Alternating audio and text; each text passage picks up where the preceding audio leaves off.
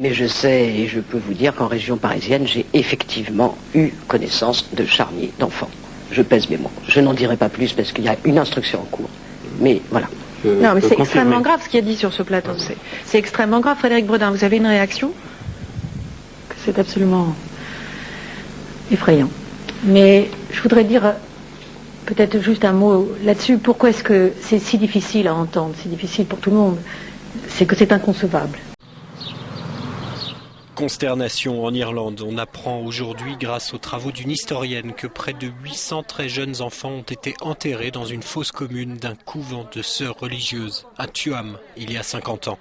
On connaissait déjà l'existence de cette fosse commune, mais on pensait qu'il s'agissait des restes de victimes de la grande famine qui a touché l'Irlande à partir de 1840.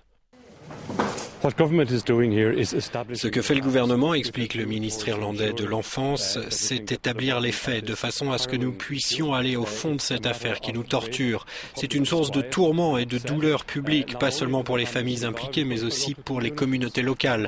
Nous devons rendre un rapport avant la fin du mois pour faire avancer les choses. Les enfants et leurs mères, souvent trop jeunes pour être mariés, étaient confiés à un foyer catholique. Mais beaucoup des bébés malades ou souffrant de malnutrition sont morts dans leurs premières années. Des centaines d'entre eux ont été enterrés sans cercueil ni sépulture. Et comme si ça ne suffisait pas, la fille de la voisine fait monter l'horreur d'un cran. Elle décrit des messes noires dites chez sa mère par des prêtres dévoyés, comme l'infâme abbé Guibourg, qui confirme ces effroyables confidences.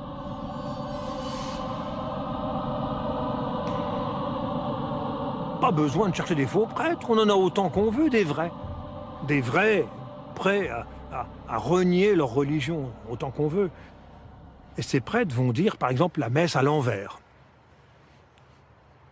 Ou faire passer sous le calice un vœu. Un vœu. Tout ce qu'on veut sauf pieux.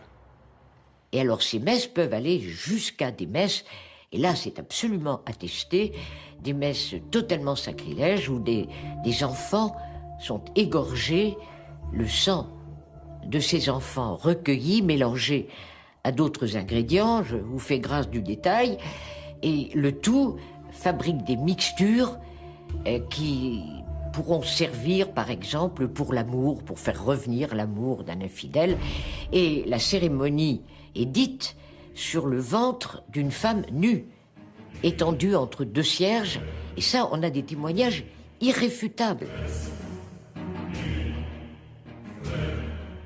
Et l'Arénie se souvient. C'était donc ça, ces rumeurs d'enfants disparus qui couraient dans Paris depuis des années.